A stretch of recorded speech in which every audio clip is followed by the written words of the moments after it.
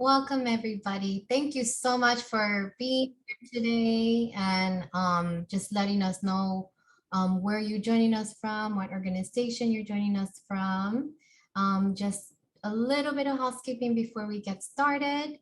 My name is Julissa, and I am the Director of Programming for the Children's Bereavement Center. So we're very happy that you're here today in just learning more about understanding grief in the Haitian community, especially during the holiday season. We do ask that you please remain muted while we are speaking, just to avoid any background noise.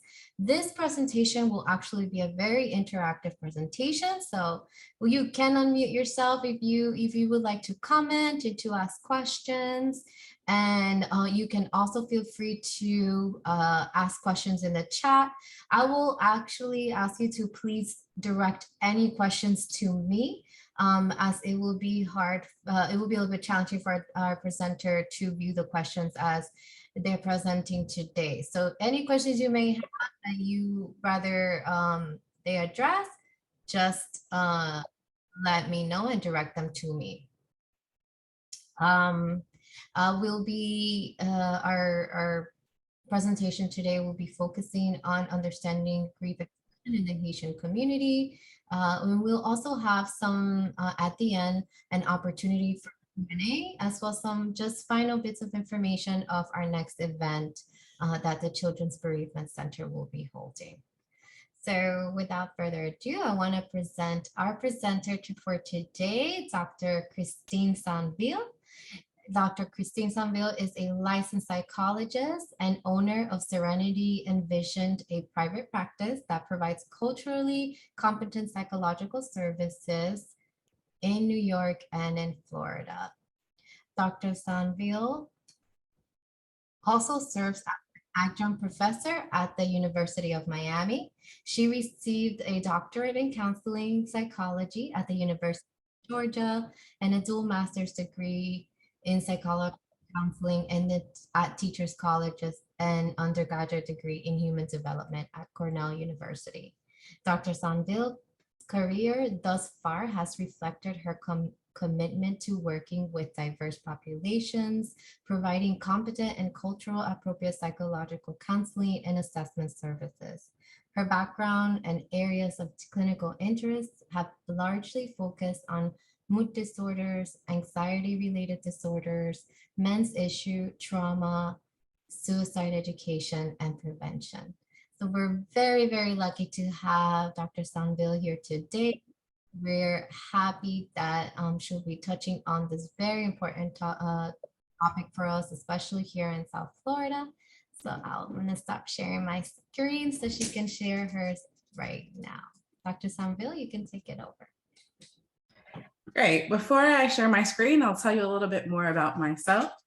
I'm a licensed psychologist in Florida, but originally I am from New York. And I decided to leave the cold, but I did want to go to a place where I can help Haitian populations through multiple psychological mental health issues. And so I wanted to come to the warmth. And so I ended up in South Florida about 4 years ago. And I have enjoyed my time here thus far. I do identify as Haitian American. My parents are from Haiti, and I was born here in the States, but I do identify very culturally as Haitian American. And in creating this presentation, I do want to send a special shout out to Dr. Gerda Nicola, who is one of the pioneers in Haitian research for counseling, and she helped me with this presentation. And I'm excited to share it with you all today. All right, so let me share screen. All right, so as the holidays come up, we talked about wanting to understand grief and grief expression within the Haitian community. Before we get to the content, I wanted to discuss some of the objectives. First, I want to discuss ways that grief and distress can uniquely present in Haitian communities, examine how individual and collective bereavement in the Haitian population can be impacted by the holiday season. I think we talk a lot about grief and bereavement in our field, but we don't talk about collective bereavement, which we'll go over.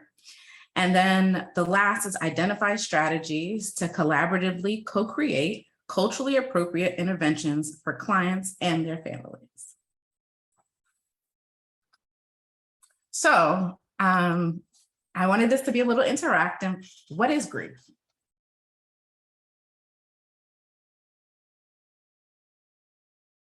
Anybody take a stab at it? Share thoughts?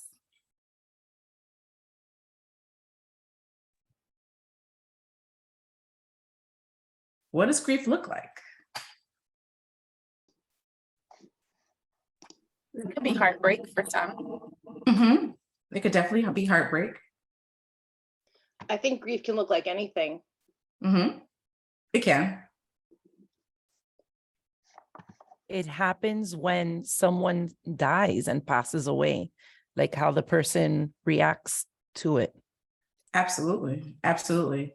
What other types of grief do we experience in our lifetime? Work, you can lose a job.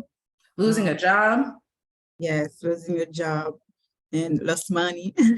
loss of money, loss of financial stability. Absolutely. Exactly. And let's say loss of a friend. Not, you can have somebody that leaves you and that person is not dying, but you're no longer in relationship with that person. It's a type of grief. To me, it's a type of grief. It's absolutely a type of grief. And you do go through the stages of grief when you lose friends or family and don't speak to them. Mel de Miami? Oh, yes. I don't know if it counts, but grief over one's former self. Absolutely. The loss of self, the loss of who you thought you are, like who you thought you were and who you thought you were going to become. Lenora? I think grief can also look different for different people. Sometimes grief can be destructive behaviors, and in children, it can be, acting out in the classroom, etc. So depending on your culture, also, grief looks different to so many different people and can be expressed in different ways. Some people are just silent. Some people may put on airs and appear happy to try to disguise their grief. Absolutely. It could be in maladaptive and adaptive ways. Absolutely. We also have some comments in the chat. I just wanted to let you know. Some people mentioned divorce, Absolutely. the loss of a pet, a breakup, grief is any loss, family, health, job. We also have family separation. Yes. All of that. Absolutely. Excellent. So, according to the American Psychological Association, grief can be defined as a loss that causes psychological distress, separation anxiety, confusion, yearning for a loved one, obsessive dwelling on the past, and apprehension about the future. Grief is not only classified by the loss of a loved one, but can, as we mentioned, be loss of an income, loss of a pet, loss of a relationship, whether it be romantic, familial, or friendship, loss of independence, loss of self, and much more. And if you think about the holidays, a lot of these losses can come up as you're celebrating the holidays, whether it's a divorce, as somebody mentioned. What does the holidays look like in this new stage of my life? So grief occurs in 5 basic stages, which may be experienced in a circular manner. So you don't have to linearly go through the stages of grief. You can go from denial to anger and back to denial. So it's important to have grace on yourself as you process your grief. Grief can also lead to feelings of a loss of a sense of normalcy or routine, social, physical contact with a loved one, loss of tradition or rituals, and a loss of a sense of security. Collective grief. Scholars identify this as a unique type of grief that can be described by the impact of a loss of a group. So some unique examples of collective grief in the United States was COVID-19 lockdown, the loss of freedom, the loss of normalcy, the death of Chadwick Boseman, the death of Robin Williams, the death of Kobe Bryant. These were all figures that people knew of, but didn't know personally, but had an impacted grief. Some Haitian-specific recent events of collective grief are the recent political unrest and kidnappings, the death of Jovenel Moïse, the president, the death of Michael Benjamin, AKA Mika Ben, and the natural disasters that have happened in the country. The most recent death of Mika Ben hit a lot of people very hard in the Haitian community and the Haitian diaspora. And a lot of people had difficulty understanding why this is having such an impact on me. I didn't know this person personally, but collective grief can bring up your own personal grief. It can bring up fear of the unknown. It can bring up anxieties about the future. So collective grief is not only grieving the person, but it's about grieving your concept of how life should be.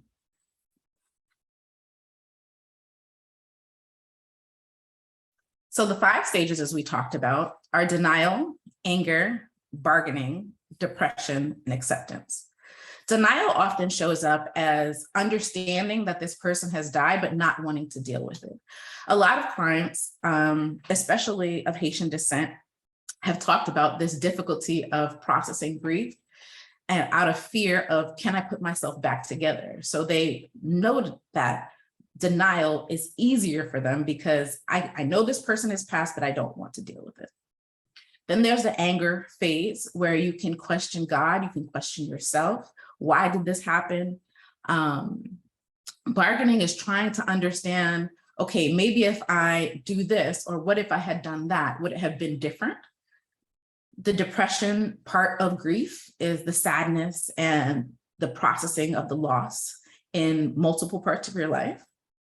And acceptance, I think oftentimes people think of acceptance as moving on or moving forward, but the grief doesn't get smaller, but you learn how to cope better.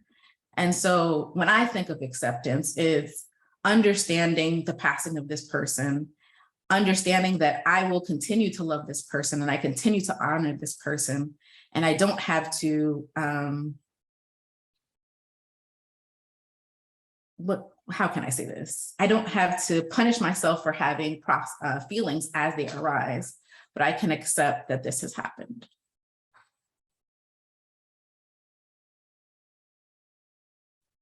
So there are emotional, physical, and spiritual responses to grief. It can often show up as numbness, irritability, agitation, shock and disbelief, fear or anxiety, sadness, loneliness and isolation, helplessness, powerlessness, guilt, shame, anger or frustration, and crying.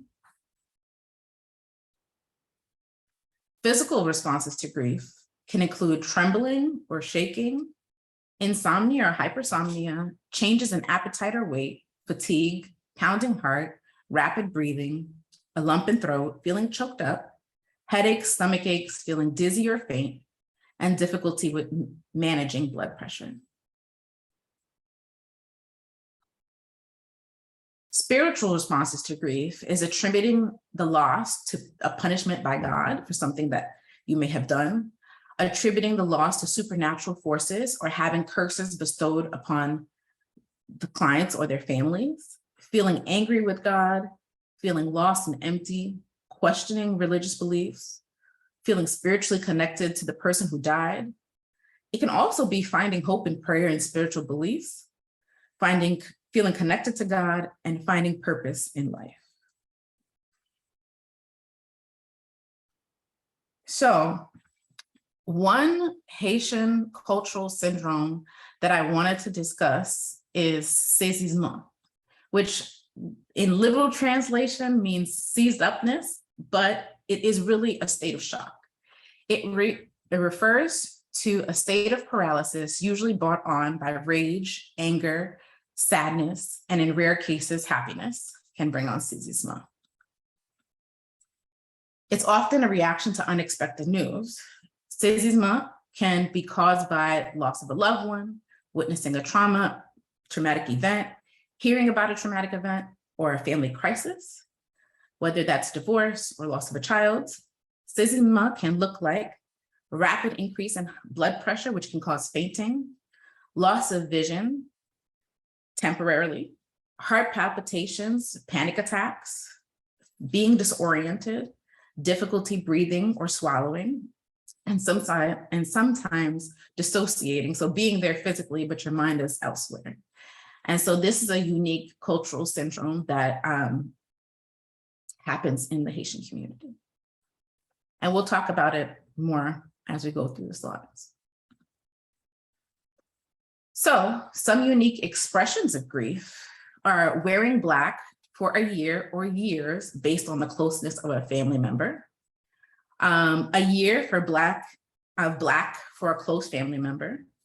3 years of Black for a loss of a parent or a child. And it could even be expressed in school uniforms in Haiti, where it'll be the same exact uniform, but in Black.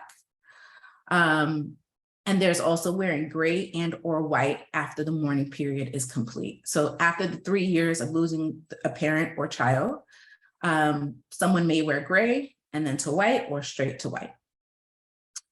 Funerals and times of mourning can often be one of the only places that having visible expressions of emotional reactions is acceptable,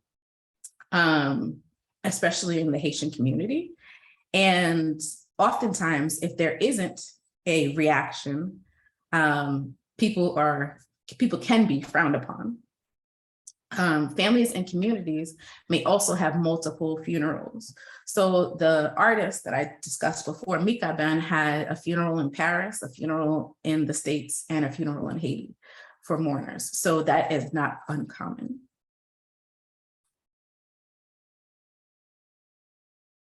And usually, going back to the point about funerals being a place to visually show expression, this is where saisissement can also show up.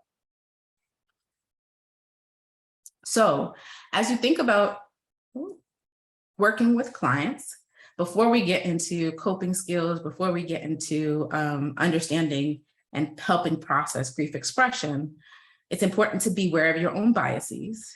Clients are the experts in their lives. And so if a client believes that a common phrase is "job pomuna," meaning a demon has taken the person, it is not our job to confront or challenge their belief of why the death has happened, but it's helping them understand and work through how to process the grief. So it's important not to input westernized views onto people's own understanding of grief. So it's working with people's understanding and helping them heal. And so it's important to use a strength-based approach, seek consultation when necessary, either from Haitian clinicians, Haitian clergy, Haitian community, understand the impact of spirituality and supernatural forces on the conceptualization of grief, assess acculturation levels of clients. So acculturation is how much a client identifies with either being Haitian or American. It is on a spectrum, and understanding how salient each identity is for them in order to create appropriate interventions for that client. Because I can't just assign these coping skills if they aren't relevant to how you see yourself and how your identity comes into play. And use of family system approaches when applicable. Oops. Okay, so some considerations to think about grief in the Haitian community is grief can become more complicated based on the client's physical proximity and ability to attend funerals due to visa issues, due to physical safety of going in or out of the country, financial resources. A lot of clients who I have worked with who have lost someone who is still in Haiti and they are unable to make the trip to Haiti sometimes have a difficult time processing the death because they haven't been able to participate in the ritual of grieving. I know Zoom has provided us an opportunity to attend some funerals, but it doesn't provide the same closure sometimes for clients. People may utilize making food and feeding loved ones as a coping skill because they see it as a way of ensuring others' well-being. So if I provide food for everyone, everyone will be safe. They may implement structured time to cry or scream for the deceased. It is not uncommon to cry, like go to the person's house to provide your condolences and cry with the family. It's important, sometimes people utilize working or taking care of others as a distraction from their own feelings. So while some of it is culturally appropriate, it's important to figure out how useful working or taking care of others is for each of your clients.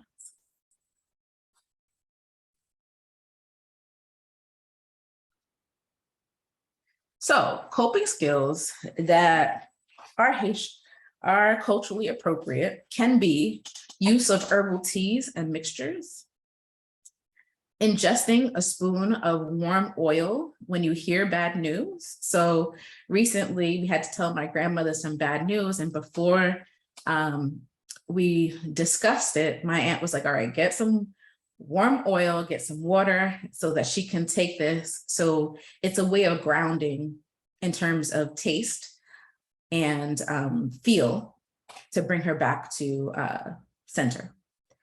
Use of a cold compress on the head, drinking or sipping water, consulting with spiritual, family, or community leaders, consulting with a doctor, wearing Black for a year, as we discussed.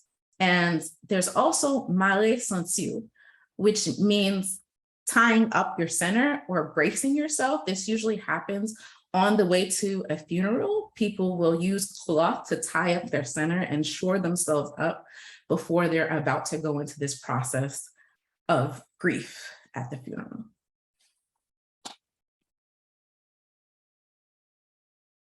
So before discussing any coping skills, it's important to understand that Haitians are not monolithic.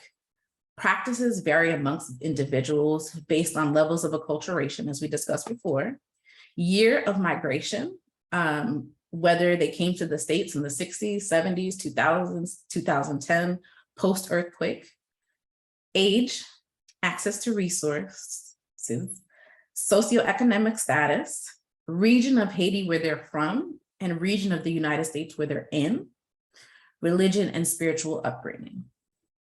So when we are working with clients, it's important to understand what's already in their toolkit.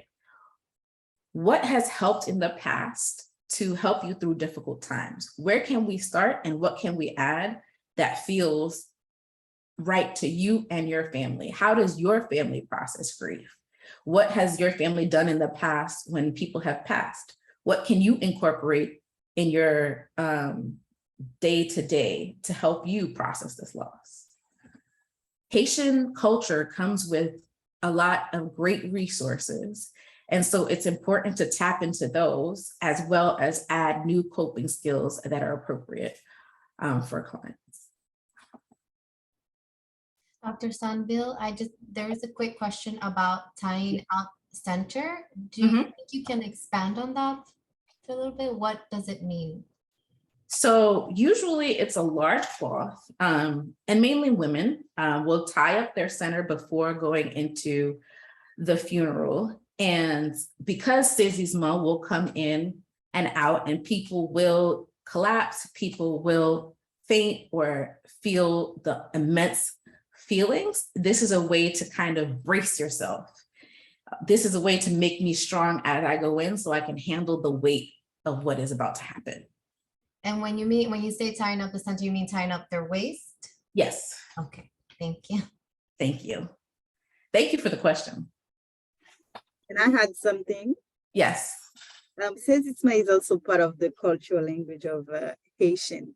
Because I remember when my dad passed away, I gave birth to my first child. And before me some kind of coffee without sugar, and they put something on here. You see my head here, and they also give me some oil to drink, but I couldn't do. I say, what's going on? They say, I'm breastfeeding the baby.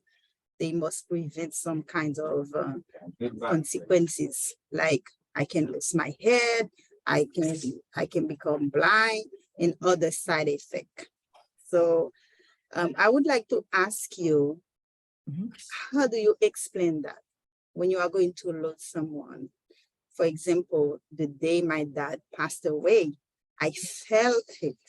I was so sad, and I was told there is something wrong is going on.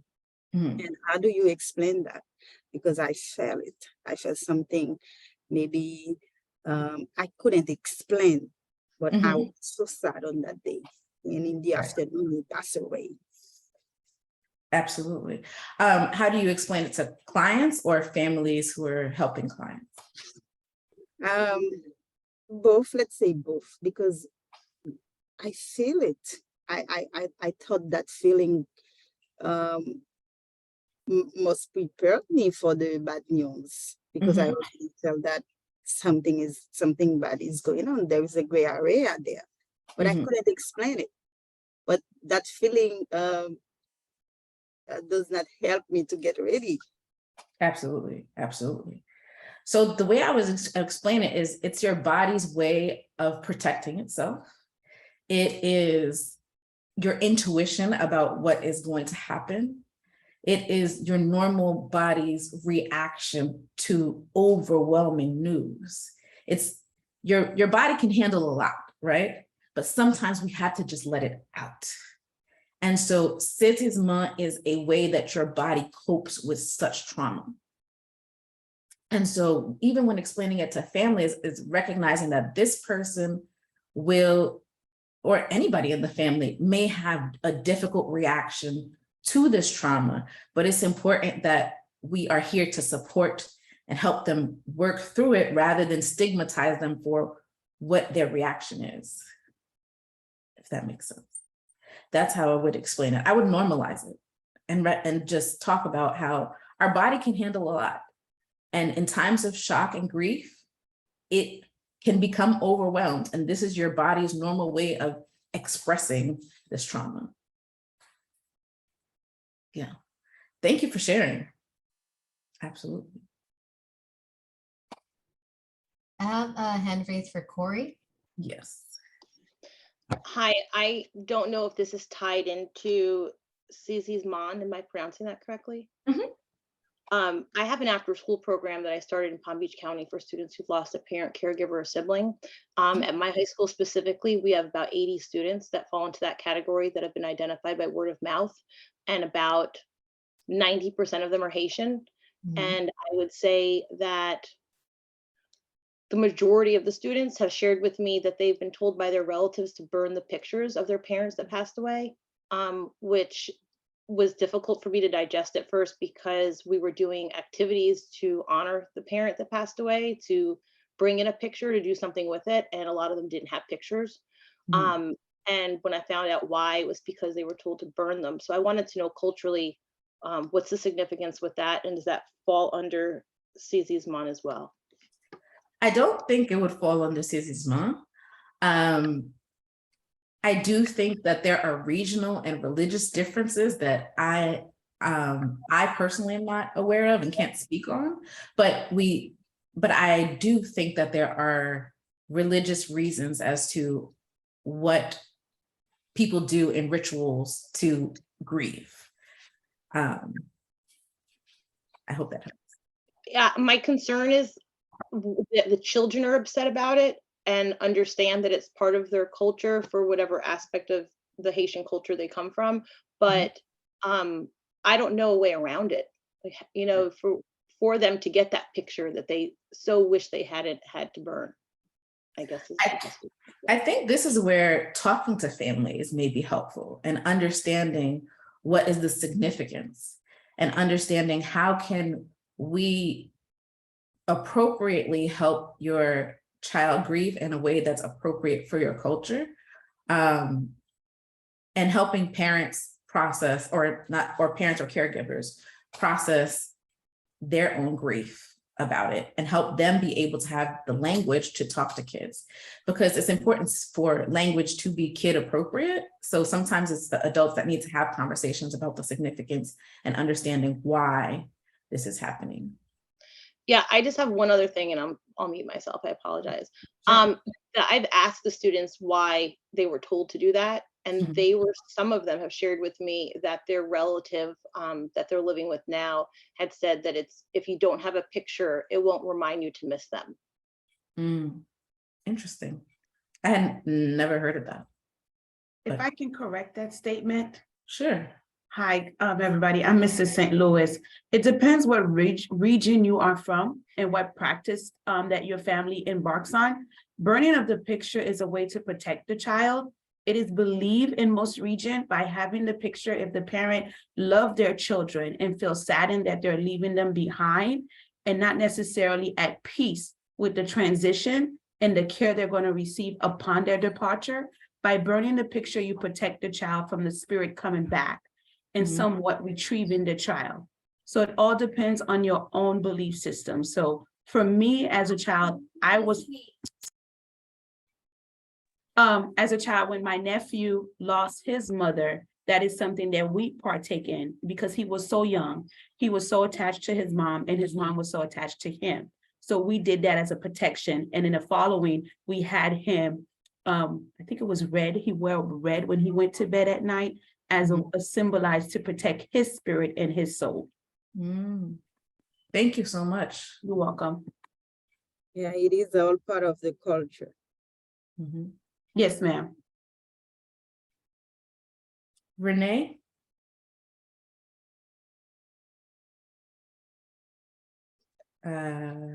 Somebody had their hand up, Renee. Hi, Hi. good afternoon. I was listening to the conversation about burning pictures. I think it's about education as well. For how the parent or the siblings, whoever is asking the child or the family member to burn the pictures, it's about education and what to believe in.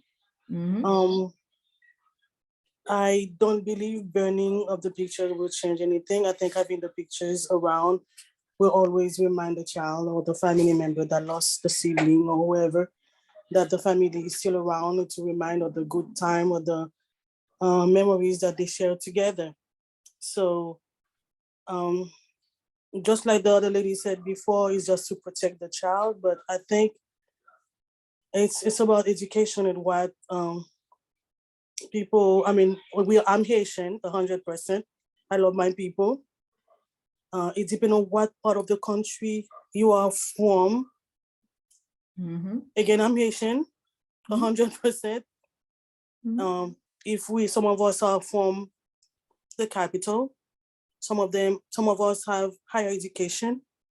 Some of us didn't go to school or don't have an education at all, and we are deep in the countries and we believe in different things. And the decision of burning pictures or not talking about the situation is part of what your background is. Again, nothing bad about my people with no education, with education, and it's just us, a beautiful people that we are.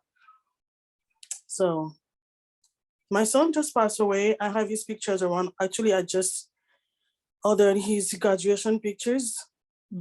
I have them around and remind me of him. So of course I have no desire of burning anything that belongs to him. So of course, I've been here for a little bit. I went to school here, and the field that I'm in give me information to how to deal with a situation like that. Again, it's our background because decide on what to do with when we're dealing with a situation like this. I hope I didn't say anything bad. Of course, No. I'm not judging anybody. remember I'm Haitian too. Yeah. Thank you. Thank you. Renee, I am sorry for your loss. That is a huge loss. But I thank you for sharing, and I thank you for opening up. And I think this was a great conversation and just an illustration of how region, how age, how religion, how beliefs can vary amongst the Haitian community. And so it's important to understand where your clients are coming from and what they believe in, and aiding them in walking through their journey of grief based on their cultural views. And so, as you can see, there were many Haitian folks that have spoken today that have different experiences, different views. And that's the beauty of our culture, is that there are so many varying views and beliefs. And it's important to respect each one rather than trying to figure out which one is quote unquote right, because there is no right way to grieve. It is what is going to be best for you. The difficulty, I think, sometimes is the acculturative stress of coming to the States and understanding what grief is in the States, and that being challenged with what you know from back home. And it's like, which one do I do? But the best part about being bicultural is you choose what you want your journey to look like. I could take this from my culture, I could take this from American culture, and I can make it my own. Yes, Corey. So I completely agree with you, and respect and embrace culture. The problem that I am struggling with my group is that my students are in high school and they may have lost their parent, caregiver, sibling from an infant up until a couple of months ago. And there was no choice for them to burn the pictures. And some of them didn't want to do it, and that's added to their grief process. So that, honestly, that's a question that I have, is how can I help them? Because I'm not a therapist, I'm just a teacher that started an after school program. So I just want to know how to comfort them, or come up with a solution if there is a solution, because some of them weren't given the option, because culturally I'm hearing that this is what happens. But some of them, as they've gotten older, they want the picture of their parent, and now can digest actually how their life has changed. Right. I do think even bringing in a mental health professional, there are a lot of mental health professionals of Haitian descent or identify just as Haitian in South Florida, and working on an individual basis as well as on a group basis of what fits for each family, because what's going to fit for one may not fit for the other. But this may be something that bringing up to administration, like, we need more support in this for people who are trained on how to help our kids walk through this grief. The mental health woman, a mental health therapist that does come in, the grief therapist comes in to speak to my group. She is of Haitian background, and she and I've had long discussions about how to help the kids, because you can see the pain that some people walk in with a picture and some people don't, and then they have to explain why, and that it's not something they really wanted to do. So I do have most of our staff is Haitian, most of our students are Haitian. It's just dealing with the students' emotions as just regardless of Haitian or not, just being human beings and hurting and not being able to have a picture of their parent. Like, I have students that have come here from Haiti that are living with relatives that they've never met, or family friends that they've never met, and there's no connection to their loved one. Absolutely, that's difficult. Rhoda, I hope I'm pronouncing it correctly. Yeah, that is correct. I wanted to just comment on what Ms. Wall says. It's a thing that has to be addressed within the family unit. I do provide mental health outside of the school system to my own community. I am full Haitian, born and raised there. It is not just a ritual, it is also a faith base. It's a religious practice within that community. Although it would be lovely for these kids to have the picture of their parents, but it's something you would address directly with that family on a case-by-case situation. Because at the time they took the steps they took, I'm sure in their mind, they weren't thinking about migrating to the US or what the US culture is like. They're still trying to hold on to their own culture and their own belief system. These kids are now being raised outside and being exposed to things they normally would not be exposed to. And the family's not necessarily going to change their dynamic in the way that they approach the grieving process, the way that they practice their faith. And within our community, we expect the children to comply and to go along what the house rules are. So I would ask that your school in particular, when they are engaging in activities like this, to keep in mind each and every single person's individual background and cultural and their belief system, because that brings something out of the student and wanting to participate. And that may create another problem because they may not be able to benefit from what you were trying to give and then evoke a whole nother set of emotion. That's just my perception of the situation. To keep in mind on the population you serve, as well as the home that these kids are going back to each and every day. And then getting the inputs from their parents, the people who are now responsible for them, and then trying to find a way to have a common ground, I guess, in the way that we practice grief, in the way that we say we're helping them grieve. That's what I wanted to add. Thank you. I think that's an excellent point. And going back a couple PowerPoint slides, we discussed including family systems when appropriate. And this would be an example of bringing in a family to come to a common ground of what would be culturally appropriate for that particular family, and how not only the family, but the kids can go through their own grieving process. Absolutely. Thank you. Thank you, everyone. This was a great conversation. I learned a lot. And so I want to thank you all. In terms of grief in the holidays, grief can come up for many reasons. I think the holidays are just made to be this happy time where everybody's happy and everybody's with family, but it can bring up difficult feelings. There's often a fear of forgetting a loved one, a loss of a certain holiday tradition, anticipatory anxiety about implementing family traditions after loss, stress of holiday planning, traveling, and different interactions with family, sadness about continuing life without the loved one. It's a time to reflect, and there can be guilt about not being in the holiday spirit. Coupled with religious obligations or religious celebrations, this can often bring up grief during the holidays. So ways to manage as appropriate for each client is surround yourself with loved ones, implementing culturally appropriate boundaries. Now, a lot of my Haitian clients would be like, how do I create boundaries in Haitian families? That doesn't exist. And so then we talk about what boundaries can look like. So there's a saying that families and parents, they believe in l'église, la caille, l'école, meaning school, church, home. Those are the things that are important. And so sometimes we talk about, okay, you have to go to family dinner. If you schedule a shift after family dinner, nobody's going to argue with you. Like l'église, la caille, l'école. That is what's important. So you don't have to talk about, I'm going to implement this boundary, but these are the ways that I can take care of myself in a culturally appropriate way that's respectful to myself and my family. We have to remember that Haitian culture is very collectivistic. So just sticking in individualistic interventions can cause more disruption than help.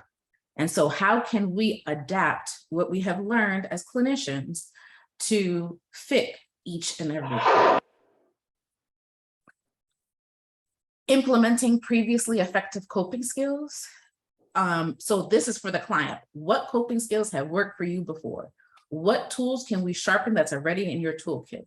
Because Haitian culture comes with rich tools.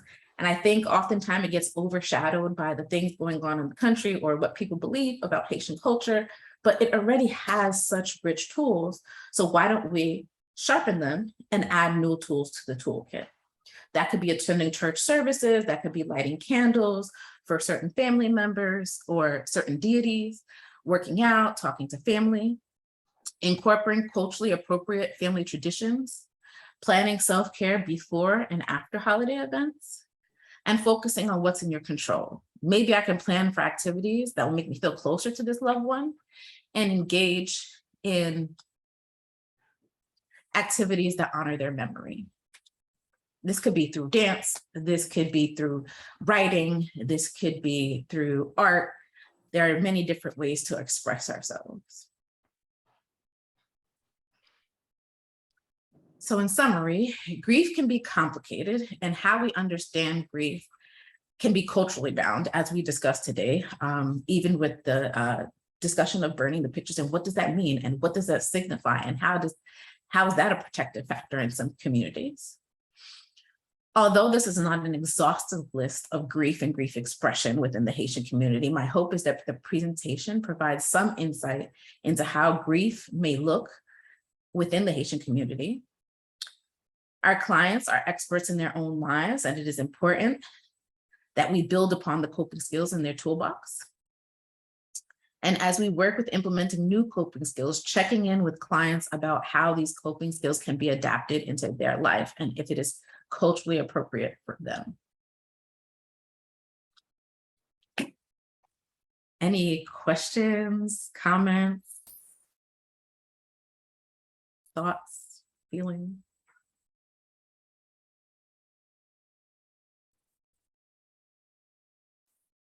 I I'm do have sorry. a question. I'm sorry. Sure. My name is Esther Fortune. I'm with the CBC. I wanted to ask, how would you merge spirituality in the science here? Because the Haitian people are basically a very spiritual people. Whether you're from the capital, as someone mentioned before, and you're educated, meaning that you learned French and you read and write and you know about science, or uneducated, meaning you didn't have that and you're in the mountains, so you would easily believe certain things, right? But yet now we've seen in the later years that science and spirituality have merged with the power of manifestation and whatnot. So if you understand how to control your emotions and what you believe in, you know that you can actually control your environment, basically. So I would, like the person who mentioned before that they felt bad or they felt this weird gray area prior to learning that their dad was about to pass away on the day that she was giving birth. Now, feeling that energy before knowing the news would fit into that spirituality that the Haitians dwell in, meaning that the person or the spirit of that person came and said goodbye or said their farewell before they passed. Right. So just merging the two, how would you, as in the clinical side, how would you merge the two, accepting or going deep into the spirituality and not removing that? Because as I've mentioned, it's merged now where we see the proof of how the mind is so powerful. So how do you merge the two and not make it seem that, okay, well, you're not educated, not to put that down, that you're just believing in spirits and not, and not put that down, basically. I think you just did it in an excellent way in terms of talking about how this is a way for your loved one to have said goodbye. It's Right. normalizing what they believe, but also when I don't know, I consult. I have about 5 different Haitian clinicians that I consult with, who also have clergy members that they consult with, because we're not the like we said, we're all have different experiences. So when I don't know, I consult. But I think you did that in an excellent way in terms of describing it. Oh, thank you. I guess the question was in the answer. But it's great. Can I add something to what she just said? And when you say about spirituality merge with the science, the day before his death, my dad, I had a strange dream, and I saw him in a peaceful place, and I was with my baby, and I said, "Daddy, do you see the face of my baby?" He smiled at me, and I said, "I'm not going to stay because I have to breastfeed my daughter." And when I woke up, I say, "What a strange dream!" And after he passed away. Well, thank you for pointing that out, because that's what I meant by the person actually visiting you If the person is like, let's say, Exactly. York and you're in Miami, it would have to be in a dream. In that realm, also for Haitians, we understand that realm is very alive, and you actually have conversation in your dreams, and you can meet people and discuss things, and it's been done. So that's why I wanted to include that. We can't knock that down, that when they come in with a dream, you have to really listen to the dream and Yes. see how that fits in their life, because that's how Haitians communicate amongst themselves that are not close. And my conclusion was, my dad, I'm going to lose my dad. It was my conclusion, because the way he was in at a peaceful place and no noise, laying down on a couch. He wore white, and I say it is a strange dream. And when I wake up on a Monday, I felt so sad. And I didn't know he's going to pass away in the afternoon. So I would say if you understood that from before, it would have been like clear in the dream that that was his way of saying everything's okay. Because I'm wearing white and I'm meeting your child, I'll be looking over you. That's how it would be interpreted.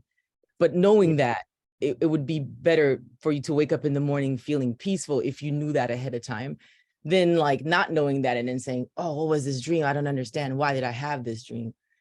You see what I mean? Knowing that the spirits connect in the dreams. It was a way to say goodbye to him. Definitely. I couldn't go to the funeral. I couldn't go to the funeral. It was a way to say goodbye. But I didn't want to accept that. This is the hard part. When you lost someone, you don't want to accept that. Dreams and dreams interpretation are huge for the Haitian community and shouldn't be discarded. There are a lot of meanings to dreams, not only about grief, but about forecasting if something bad is going to happen. And so dreams are absolutely important. Yes. Ms. Walls and then Ms. Montclair St. Louis.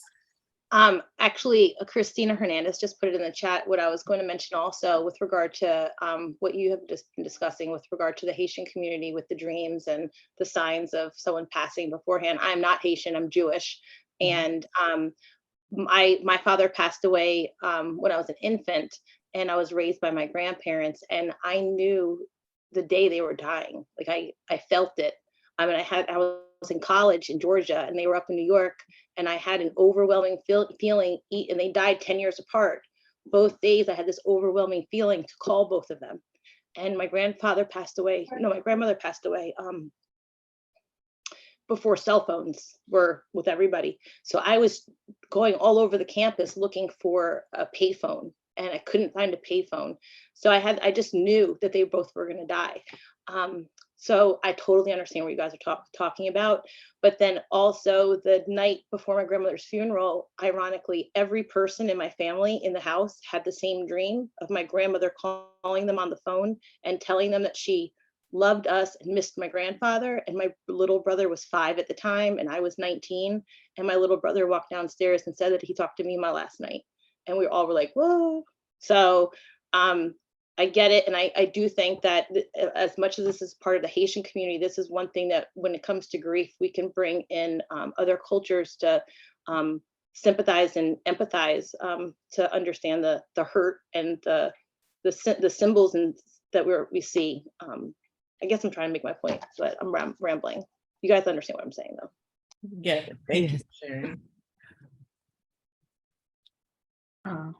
What I wanted to add, a few questions earlier, someone mentioned like, how do you best serve that population to when they're dealing with grief? What I want to say is to take away from your mind the question of who's educated, who's not. That is not the question. The question is who has accepted your belief system and your system of practicing grief. That is the question. It's not whether this Haitian is educated, that Haitian is not educated. It's what their faith and their spirituality is. So when you encounter someone from that community, is like someone mentioned earlier, seek consultation from someone else who understands that faith practice, that religious approach and their belief system to best help you help that client. The other thing is to go back to your own education. Meet your client where they're at. Ask them, let them guide you. Not every single Haitian client that comes through your door is going to have the same grieving process. Some of them are Americanized, which people believe they're educated. No, they have accepted that belief system. They have decided to go along with that belief system. You're more likely to relate and be able to reach that individual. There are some who are very educated, but still hold on to that spirituality, that culture system. I do, and that's how I operate. That has nothing to do whether I am educated or uneducated. It is what I choose to align myself with. So when you have that client, question them. Pay attention to your intake question. Ask them to help you in certain ways, and you will best service them. I heard a lot of people on this chat, whether they're Haitian or not, saying, I have a connection with my family members. Something, my intuition, some divine intervention stepped in to let me know something was going to happen. That is very present within the Haitian community. A lot of Haitian people believe they can communicate with those who have passed on. They also believe that their ancestors can be a fortune teller to what's to come. That is something to keep in mind. So that is also part of their grieving system. I'll use myself an example. Prior to my grandma dying, I knew she visited me every night to let me know she was ready to transition. And she wasn't even sick. And then she fell ill after. A whole month later, she fell ill. And then upon her passing, she came to tell me other family members were sick. So you have to keep all of that in mind. Where is this person coming from? What is their connection to whatever spiritual realm that they have? Not education, respect and culture and faith-based is what you should keep in mind. That's all. And I think that's an excellent point. And I think one of the main things is for us to be aware of where our biases lie so that we can challenge them and get supervision on that, so we can work past our biases and assess where the client is, assess acculturation, assess religious beliefs, assessment is going to tell you a lot of information about who the client is, where they're from, and what they believe. Absolutely. Dr. Sainvil, we have some questions in the chat. Just wanted to bring up to you. I think you've touched on a couple of this, but perhaps you'd like to expand. The first one is, what would you say is the most important thing or things to consider that is different in the Haitian community from other communities? What sets it apart?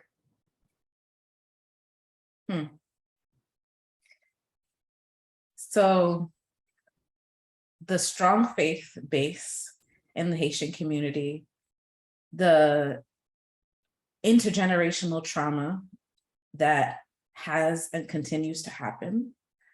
And this is not unique to Haitian communities, but this is important, especially being in South Florida and understanding people's immigration process, people's immigration trauma. Not everybody has immigration trauma, but there is immigration trauma, whether it's post natural disaster, whether it is documentation. So understanding that there are a lot of positive aspects to Haitian culture, and there are a lot of painful aspects to Haitian culture that all come into play. And so I have to understand the history. I have to understand the current events, and I have to take into account this person's cultural, this person's religious being, and this person's family functioning, and what purpose do they serve in their family, and how can I help bolster them in their role? So I don't know if that answers the question, but that's what comes to mind for me. Thank you. I think this is very well said. The next question that I have is, any advice on how to teach children on how to accept death in general? That's difficult, and that's going to vary based on your own beliefs, but whichever beliefs that you have, making it child appropriate and helping them understand what the meaning of loss is based on your faith, your upbringing, your beliefs, and helping them process it in a way that is helpful for them. So if they are a creative child, how can we use creativity to express grief?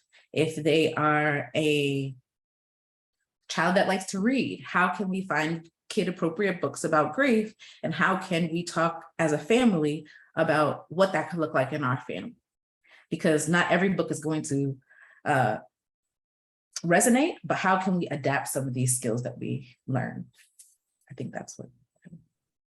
And sort of touching on a similar question is, how young is too young to speak death to a child appropriately, and how do you allow the child to grieve?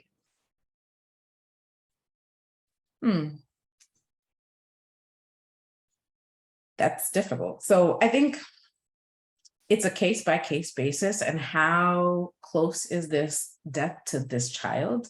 How much they were attached to this figure, what your belief system is about passing on. Those are all things that you're going to have to take into consideration. But there is no hard and fast rule about an age. Those are all the questions that were in the chat. If anybody else has any more questions or comments they'd like to add to that. Yes. The reason I had asked the last question was because I have a 3-year-old daughter, and I had just recently went to go see a family member, and the last week she passed away. And here I am trying to explain to her, she's no longer going to be able to see this person. And to explain it to a 3-year-old, and I was telling her, okay, you're not going to see this person anymore because they have gone to heaven. Here she is looking at the sky. And I find it hard to explain it to her, like the reason why they're in heaven. And she's like, but can we go and visit them in heaven?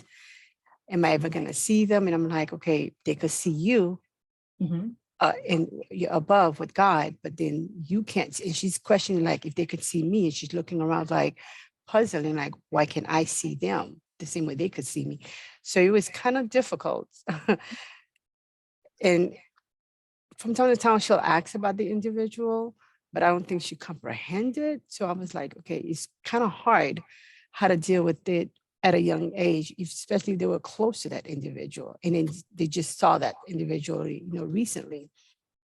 So that's why I brought that question, is how young is too young to even discuss death, or is it appropriate, or how do you make sense of it for a small child? I think as you started with them and trying to explain it, and as they come up with questions, meeting them where they're at and just explaining that is difficult for you as well, because children feel what's going on in the family. And so it is important to address it and be able to answer the questions and help and recognize that even as adults, we don't have answers. So there is no hard and fast answer for kids, but let me meet you where you're at and also share that this is a hard time for me and the family. Thank you. Can I just mention something real quick to what Sabine's point was? Because I was a grieving child, or am an adult that grieved as a child. And my mother, and I first want to say that I love that you have this forum today. I wish that there were more teachers on here, because that's part of my policy change that I want for teachers to get sensitivity trained. But in my experience, I'm born in the 70s, and my mom did not talk about my father's death, but she did mention, like, if it was thundering outside, she would tell me that was my dad bowling with God. And she did tell me that he was always watching, but then I'd always be like, is he watching me go to the bathroom? Is he watching me take a shower? What is he watching? So, but at the same time, there was always this like little bit of conversation on a not a daily basis, but on a regular basis, that would be like, if there was a rainbow, that's your dad sent you that rainbow. And it was comforting, but if your daughter is close to, I'm sorry for your loss, by the way, but if your daughter was close to the person, I just think like a constant conversation of, just reminding of good things, and that they're good watching you, and you're going to be good because they're watching you.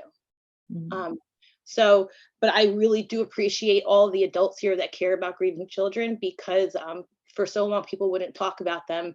And I think a lot of adults don't talk about grief because they don't know how to talk about it with the kids. So then they just ignore the kids.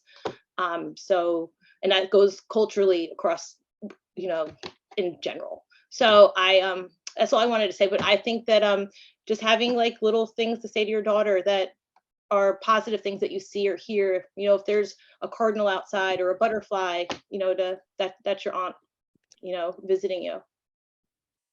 Absolutely. Thank you. I'm glad that you are doing this, because with COVID was a big thing that kids couldn't quite grasp what was going on in the world and why there was so many deaths. And here is all these kids are locked up in the house. They couldn't go anywhere. And then by the time they were out and about, certain people they were close to, they didn't have access to them anymore. And a lot of questions was being asked with these kids. And what do we do with them now that they're coming back into society, going back to school? It's hard on a kid, because this have never been the norm for them, for us either as adults. And having a conversation like this for kids, like a support group, I think would be beneficial, because you never know. Death is never an easy thing to talk about. Absolutely. So this is good.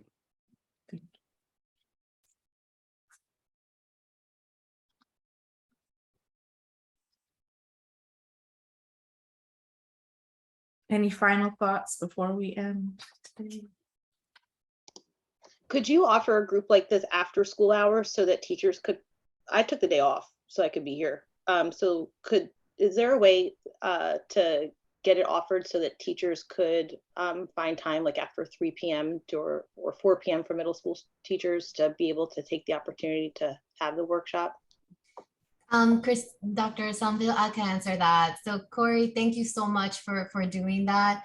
Dr. Sainvil we're recording this presentation today, so we will be able to share that with you.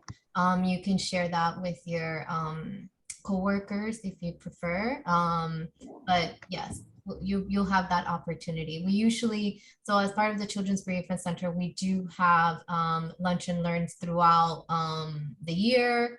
And we also have conversations with CBC. So we have different virtual events throughout the year that everyone can take part in. Hopefully they can take part in a future one as well.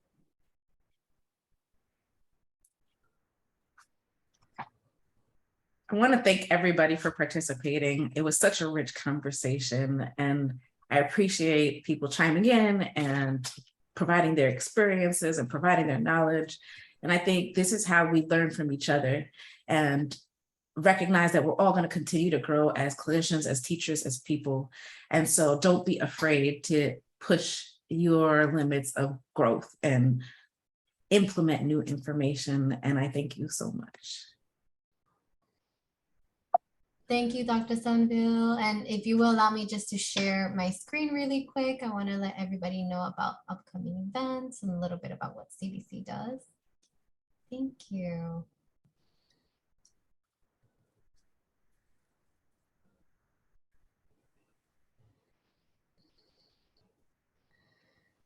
So everybody, thank you so much for being here as part of the Lunch and Learn today. And we want to especially thank Dr. Sainvil. She has been amazing in guiding this conversation that as I can see, is very needed in the community. I just want to let you know a little bit about what the Children's Bereavement Center does and a little bit about our upcoming events. So the Children's Bereavement Center offers free grief support groups for grieving children and families. We start our grief support group starting at the age of 4, and we have groups for elementary age, middle school age, and high school age children, as well as young adults and adults. We have English groups, Spanish groups, and soon we will start our Creole speaking group for adults as well. We have also a perinatal and infant loss group for those who have experienced the loss of a baby while pregnant or in infancy. And we also have a support group for those who have experienced a loss in the Surfside building collapse. Our support groups are facilitated by mental health professionals, music and art therapists, just to make sure that our participants are processing grief and loss through creative ways, and it's appropriate for everybody. Our groups are open-ended, which means that the participants are able to attend our groups weekly as long as they need it. We don't hold a curriculum, which allows participants to make group their own. And it's a free group, so everybody can come in and participate. It's an easy process to register. There, we encourage the whole family, as we talked about today. Grief impacts the whole family, and we encourage the whole family to really be part of the support groups. And it doesn't matter how long the loss has been. The loss could have been a year ago, 2 years ago, 5 years ago. You can still join our support groups. Our groups are non-denominational and culturally diverse. And we accept all individuals for all backgrounds. And our support groups happen on a weekly basis, usually in the evenings. That makes it easier for our families to join in. And we have a couple of rules that we do go over in our support groups, which is just, you attend an orientation. We don't have any guests that are part of the group. We really adhere to confidentiality. So that's why we don't allow individuals who are guests who are part of the group. Everybody who's in the group has experienced a loss. And we also have the I-PASS rule, which is important, which means participants can join in and they don't have to talk. They can just listen in until they're ready to share about their specific loss. We encourage participants to attend on time. Our facilitators really do plan for the evenings, and it's important that everybody's able to take part in the activities that are planned for the evenings. We also have trainings that we've been doing throughout the community. I know some of our partners are here and have been taking part of these trainings, and it's just to make sure that everybody becomes grief informed, is aware about what grief is, so the community is able better to be supported.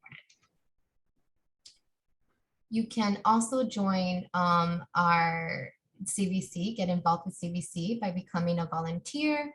We have volunteers that help us throughout several events that we hold throughout the year, and also a mental health professional. We are actually currently seeking mental health professionals who speak Creole to facilitate in our groups.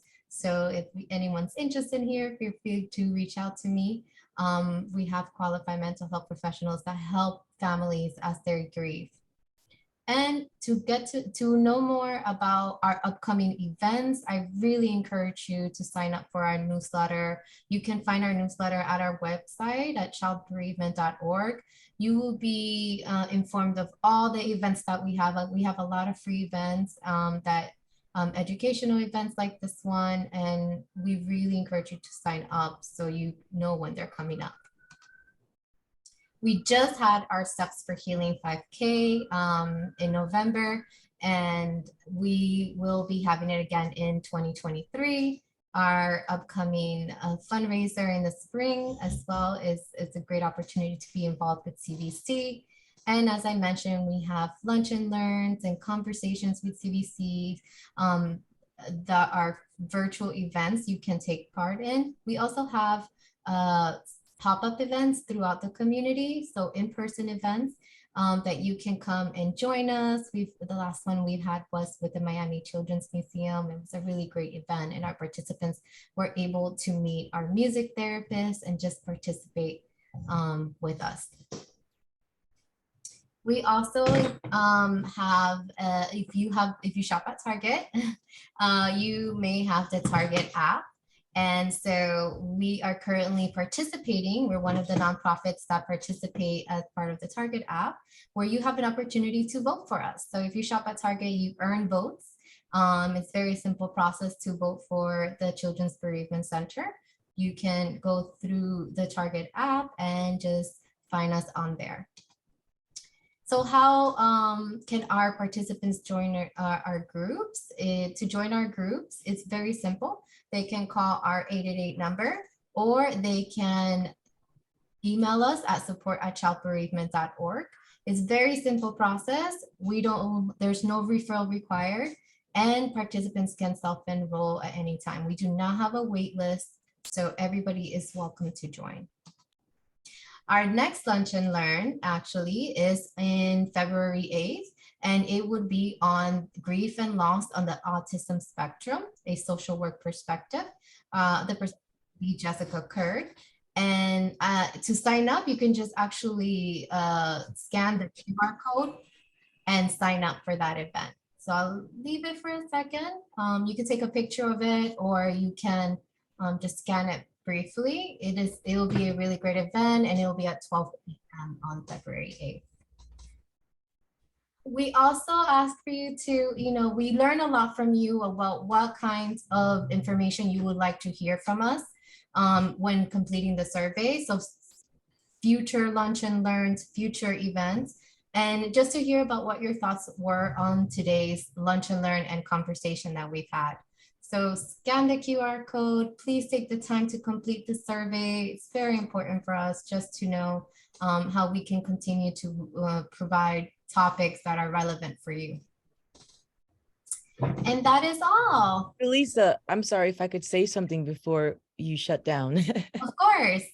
Again, I'm Esther with Children's Bereavement Center, CBC, and I am involved, or I am, just doing my best with the Haitian outreach. And it would be very critical for us to have a few facilitators reach out, because I'm very interested in starting to have in-person events at Haitian churches, maybe after the service on a Sunday, or maybe a Saturday event after choir practices, bring some Haitian patties, some coffee, make it an event, and basically give the information out to the congregation that we're here, CBC's here, and we're here to listen and give that support to the community. So if we could have some facilitators reach out, it will be like the best thing ever.